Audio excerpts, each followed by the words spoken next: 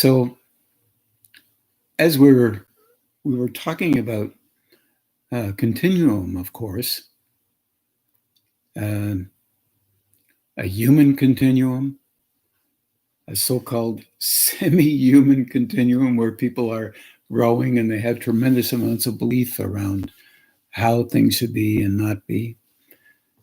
Kind of a middle ground, a movement between the coarser levels, and of course everyone thinks that they're highly developed related to a belief, and that's part of the continuum.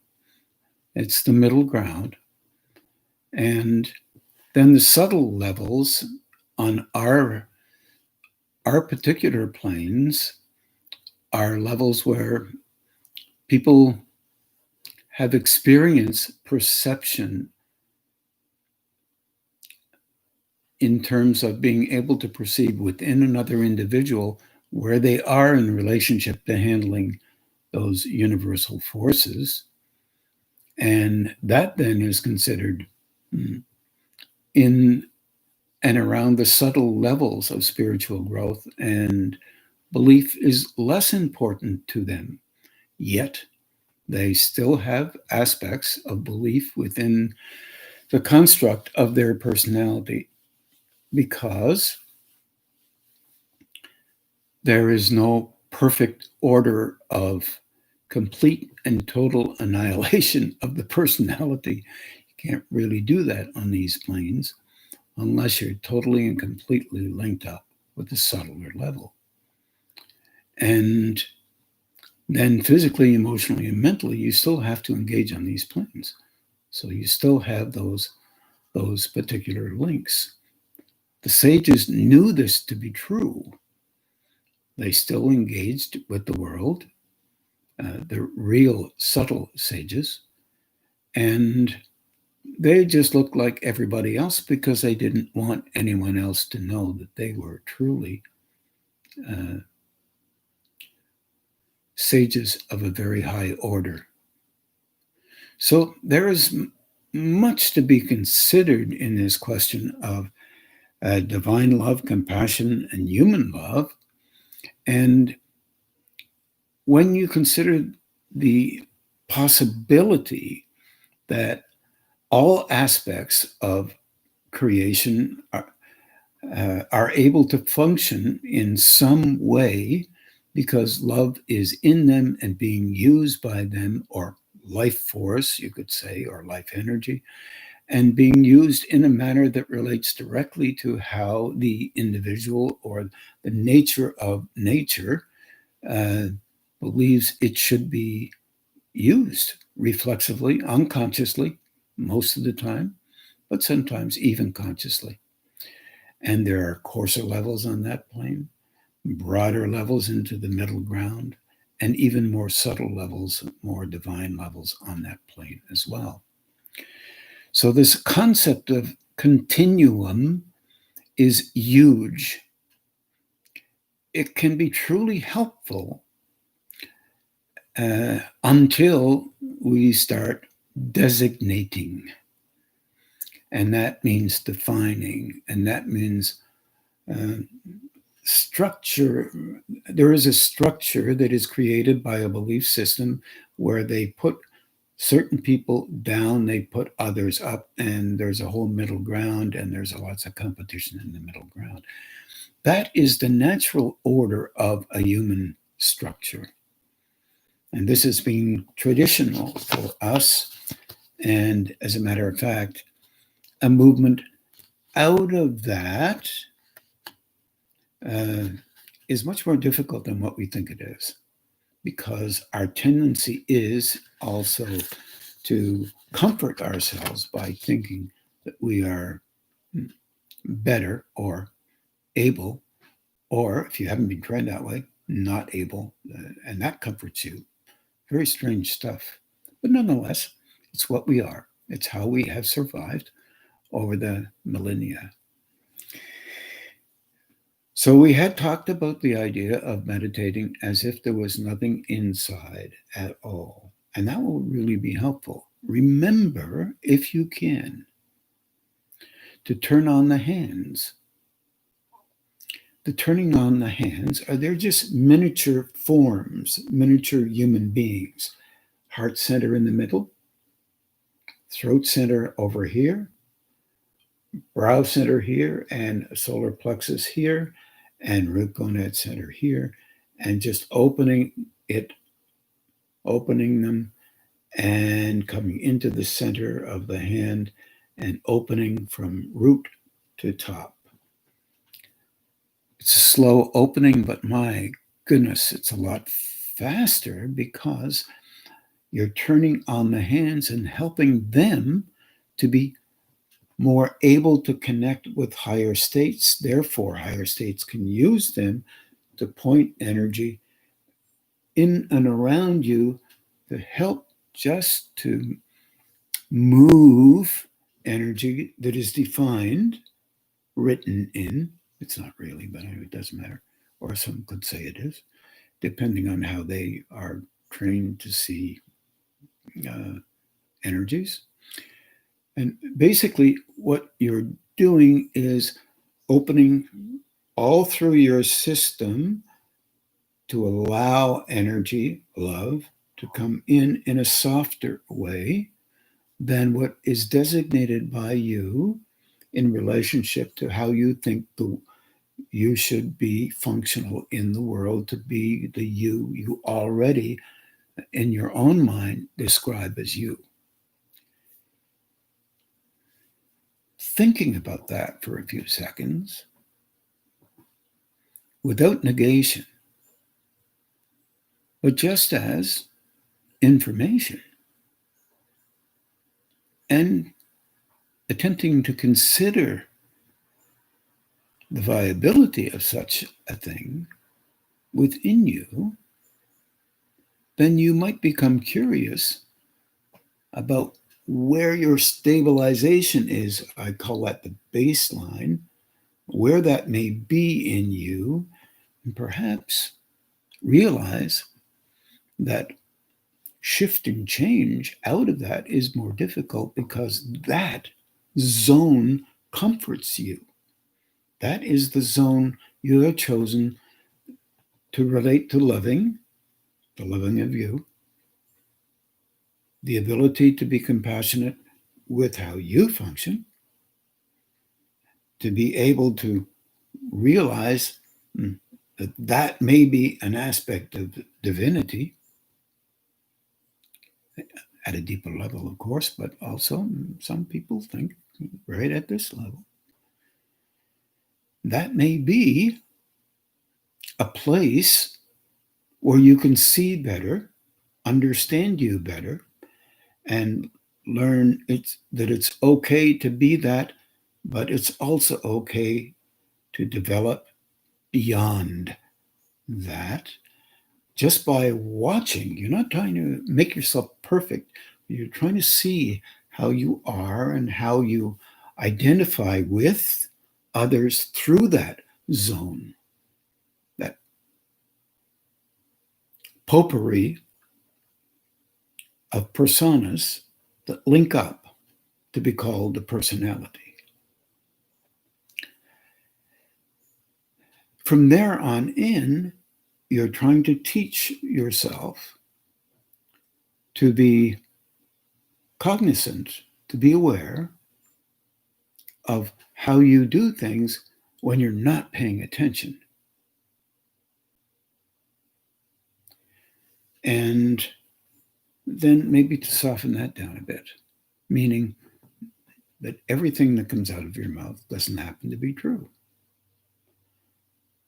Later on, what happens is there's a blending of that field, that softer aspect, or let's say more spiritual aspect, or divine aspect, call it what you will, just that comes into you but is not used to be the you that you are.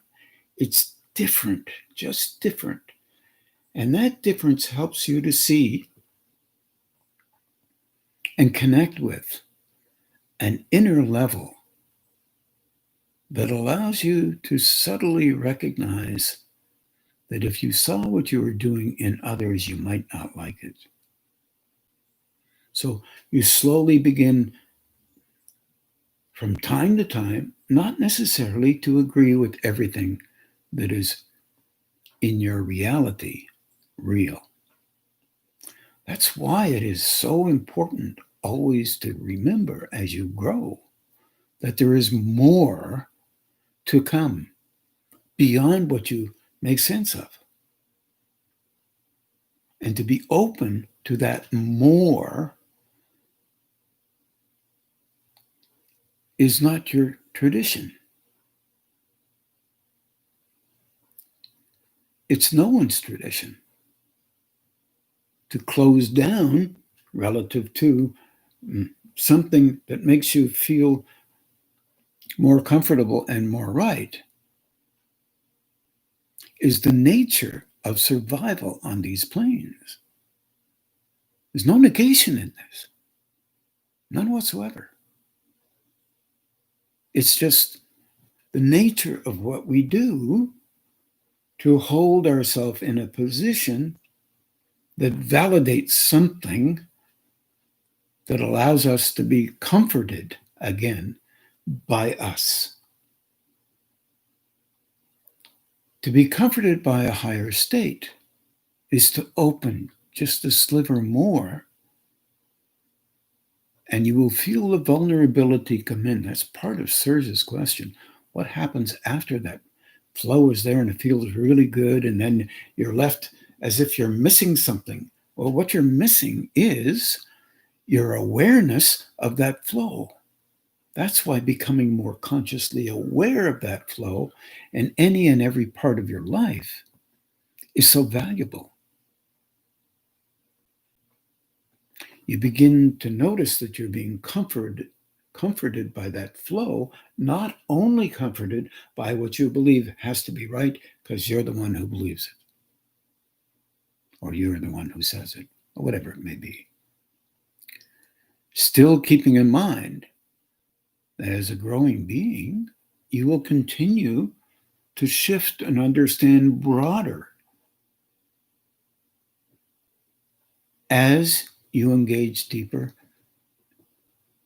and as your mind and your perceptions can allow you to move forward into a place you didn't understand was there. So there is a level of vulnerability. There used to be a statement called the divine vulnerability. Wow. Nobody understood what it meant, so I got rid of that one really fast. Meaning, if you are open, fully open, and that flow is operating through you, you're having a hard time making sense of the world because everything looks like nonsense.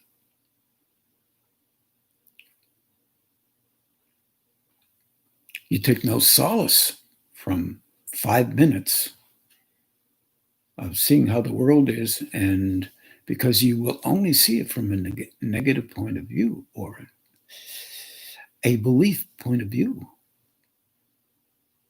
whether it be positive, negative, in the middle, someplace.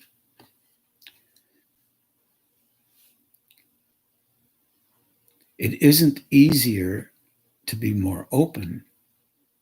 It's much easier to be less open because you're more familiar with being the way you think you should be and the way you've trained yourself to be.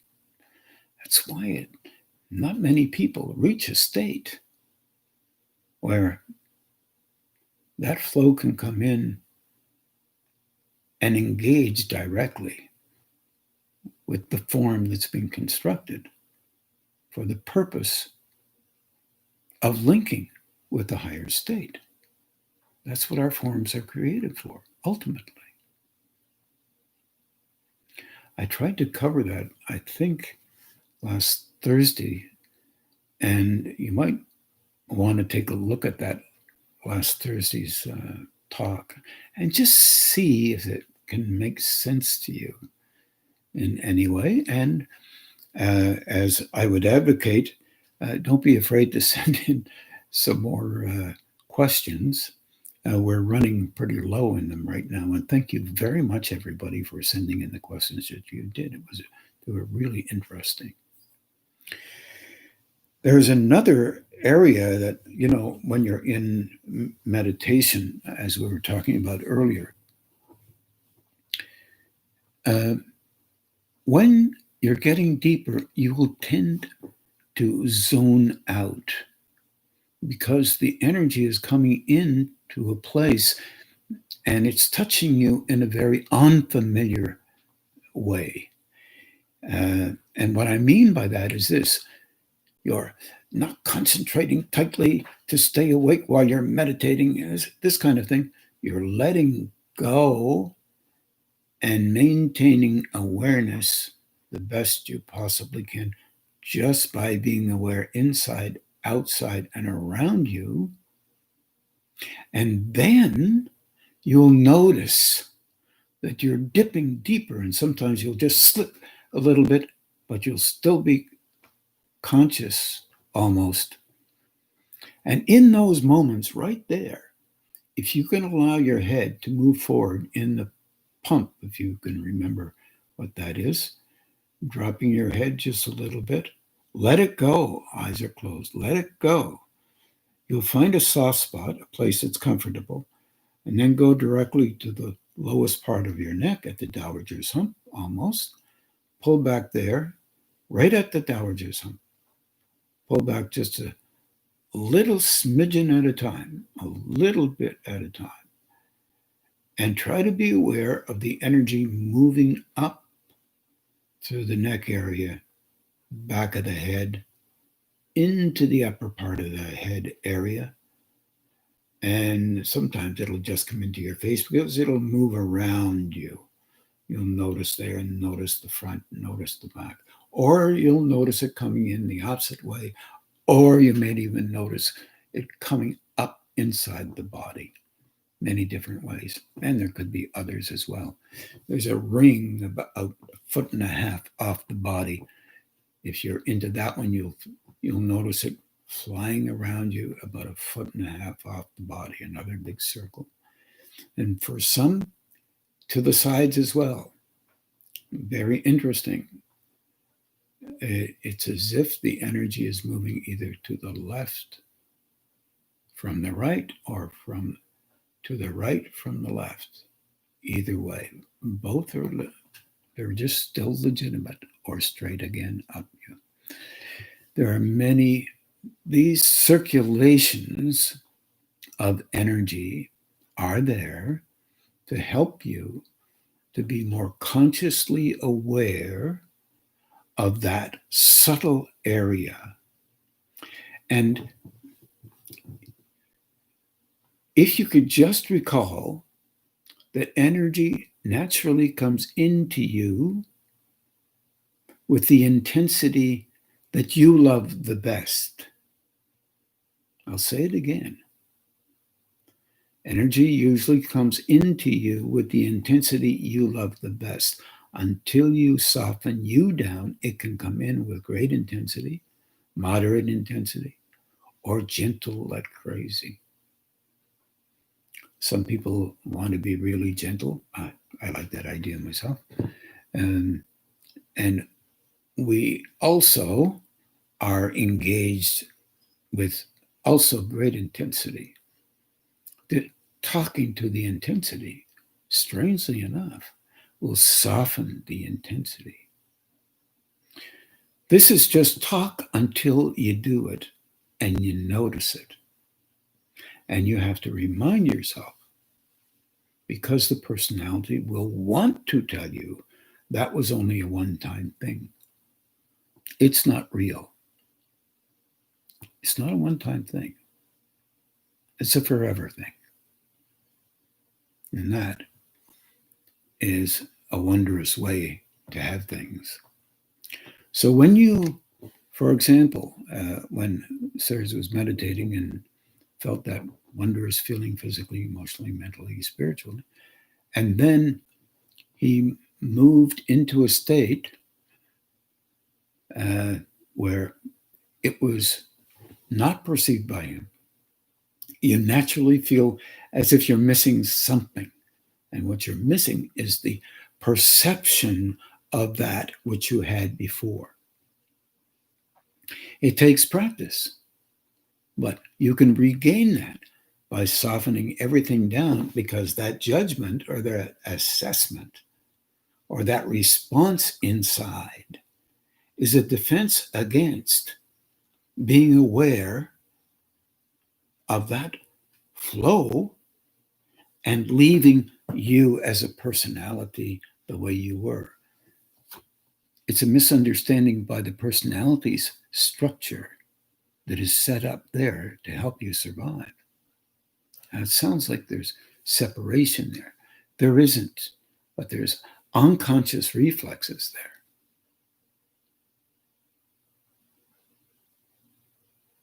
And those unconscious reflexes are there to protect the survival of an individual. There's no negation in that. But there is nervousness in it. In the Christian terms, it used to be called fear. But that fear is not real. It feels real, and as long as that can be generated by an aspect of a reflex inside, then it will make you feel uncomfortable even about having those few moments of being engaged with another state or other levels of that flow coming in. This is a most natural thing, and very, very positive in the sense that a deepening can occur which will make the personality nervous, because it is the form that must never be forgotten, otherwise you won't survive.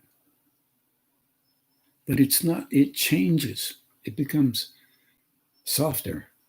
It becomes a part of another state, and another state becomes a part of it. There's a fusion there.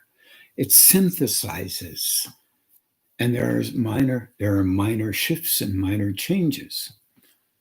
Literally so, that an individual can, through life, by living life and experiencing, can enable themselves to be able to handle more and more subtle energy coming in and not be nervous or freaked out by the perception of it. I think we're going to meditate now. And once again, sorry for the inconvenience tonight, but nothing we could do about it. And thanks, Joelle. And thank you very much, Joelle, for giving us a hand with this. And now we will just begin to meditate, and we'll meditate for roughly about 45 minutes to an hour. Good night, everybody.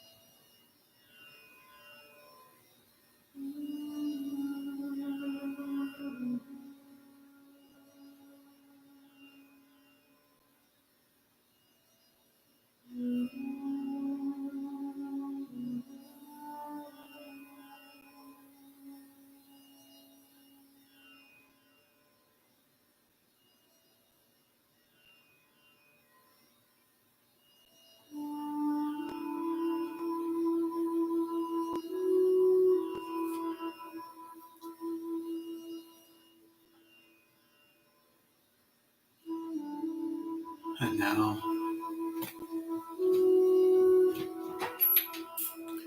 we'll just slowly begin to do the balancing and grounding on your own.